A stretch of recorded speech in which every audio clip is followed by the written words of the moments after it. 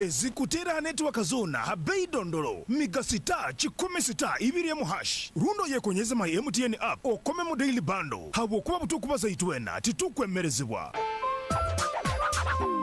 MTN Uganda Limited nererwa Uganda Communications Commission.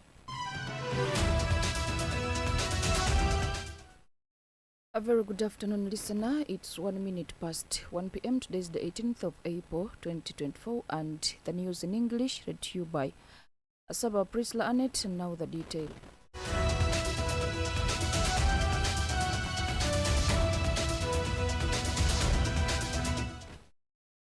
The Kibale Court Chief Magistrate, Her Worship Nazifa Namayanja, yesterday remanded a man identified as Peter Kisembo to Kibale government prisons on charges of attempted murder.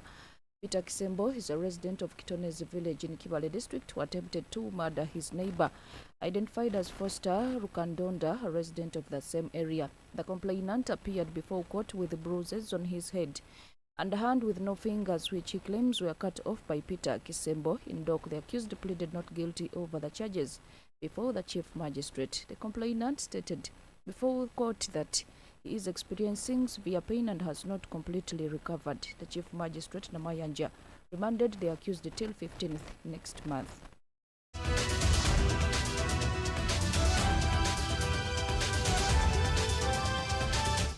Leaders in Kikube district have called on the government to consider buying land elsewhere and settle the over 2,000 evictees of Bukinda parish in Chagwali sub-county, Kikube district. Speaking about the suffering of the evictees, Kikube Resident District Commissioner Amlantu Musime says that the evictees have suffered enough and advised the government to secure land in another place and settle these people if the government has failed to resettle them back to their land. The 2,000 people are a part of the over 60,000 people who were evicted by the office of the Prime Minister in 2013, seeking to expand the Kyangwali refugee resettlement. In 2022, a group of 2,000 evictees, including children, women, men, and older persons, pitched a camp at Alex Tumsime's land located adjacent to the office of the Kikube Resident District Commissioner Amlan Tumsime, as they waited for the government to return them back to their land in vain. However, last year, Alex Tumsime pushed the evictees out of the camp where they had been staying for about 2 years on grounds that he wanted to start using his land after the eviction from the camp. The group, which camped at the land belonging to Kikube District Woman MP Florence Natumanya, where they are currently putting up. RDC Tumsime reveals that several people, including former Prime Minister Wakana Rugunda and Prime Minister Robin Nabanja, have intervened and attempted to settle the dispute in vain. It notes that over 10 evictees, including children, have died in Kiziramfumbi Town Council because of the poor living conditions, adding that since 2022 they survive on handouts, which has left the children malnourished. Vincent Opio, the Kikube District Vice Chairman, say that as district leaders they are concerned over the continued suffering of these people, adding that the directive of President Museveni to resettle these people back to their land has not worked. The Minister for Relief, Disaster Preparedness and Refugees, Laronek, recently visited Kikube district and ordered the district security committee to flush out the evictees from the area, adding that the evictees have no land in Bukinda.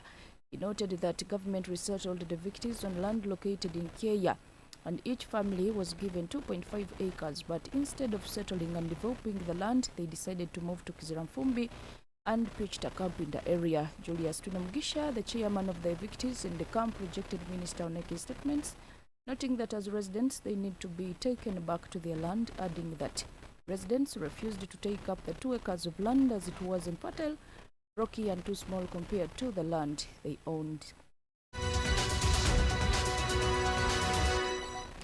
In other news, the State House Anti-Corruption Unit SACU has arrested Mubende district officials over neglect of duty, leading to loss of taxpayers' money. The district health officer, John Bosco Kdr, and the district engineer in charge of buildings, John Bosco Kamia, together with the head of engineers, are accused of neglecting the construction of a maternity ward at Kibalinga Health Center 3. The charges say the neglect resulted in shoddy work of which the roofing was not completed and the beds in the ward were left to rust, which may cause harm to patients. Mothers in the ward showed disappointment to the government, saying the facility is not conducive for them to deliver.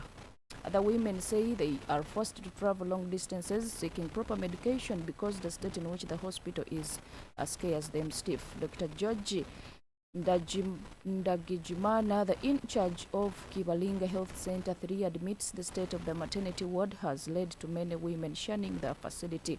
He notes that this facility has taken more than 1.5 years in this condition, and they have been raising concerns to district authorities, but all in vain.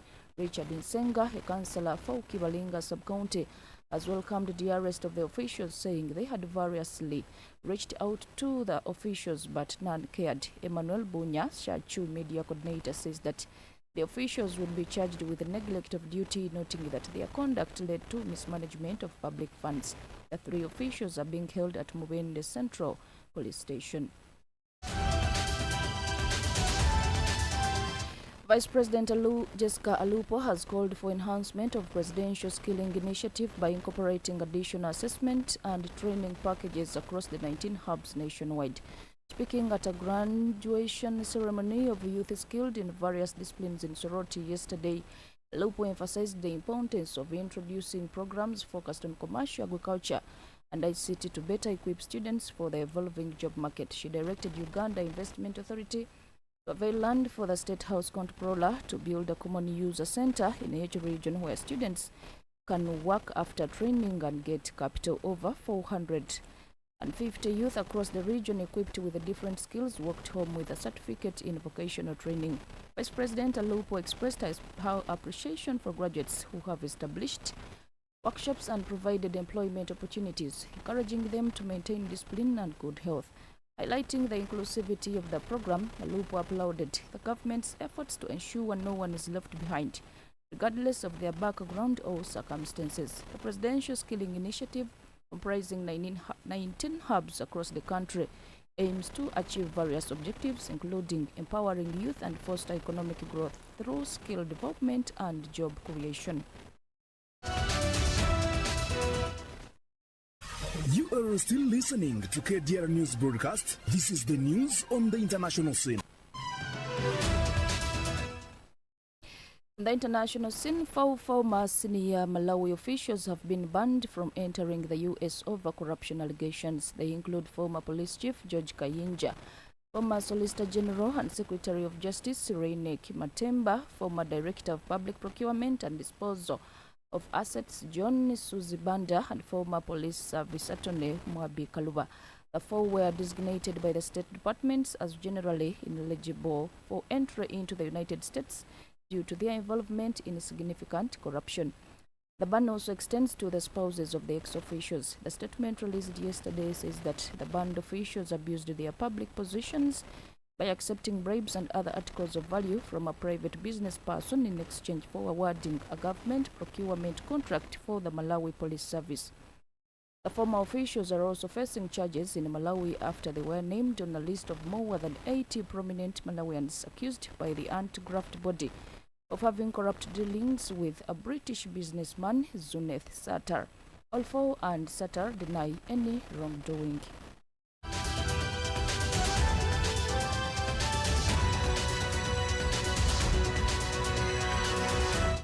As I wind up the news, a look up at the top stories. Man remanded on charges of attempted murder in Kibale. Kikuve leaders urge government action to resettle Bukinda evictees. Mubende officials arrested over state of maternity ward, and U.S. bans former Malawi officials over corruption allegations. It is 9 minutes past 1 p.m. and that was the news in English, read to you by Asaba Prisla Annette. Stay tuned and have a good lunch. From all over the world, local, regional, national and international, Kdr FM brings you all the stories. Kdr FM News was proudly sponsored by MTN. Welcome to Brand Fashion, sir. The clothes you ordered are packed and ready to go. Excellent. Yes, and you get the full 50% discount, I promise. Fantastic. Plus, 2 extra shirts just for you. Wonderful. It is okay. You're ready to pay? Yes. Can I pay with the Momo? No, sir. Sir, you're leaving. I'll increase the discount, sir. Sir! When paying with MTN Momo comes with more benefits for everyone, it just doesn't make sense not to have it. Hello, sir. I now have Momo. Okay, let me come. Pay or shop with MTN Momo and get cashback every week. It's free of charge. Use the Momo app or dial *165*3#. Terms and conditions apply. Beware of conmen. Only accept calls from MTN on 031-212-0000. For more information, call MTN Customer Care on 100 toll free. MTN Mobile Money Uganda Limited is regulated by Bank of Uganda. Abati yansi malinyo tukawekiriza kandi tuwagundamu na stampu ebyo bwijanja bikukora handwe zikwawukana mali mukakuguka bayine ebyome bikukebera omubiri gwawe biketegereze kikuterebaniza kandi nibakeberera hanuso omutwaro gumugonka bayine omubazo gwo kuyigula ebinywa okuterwa terwa omutwe nibajanja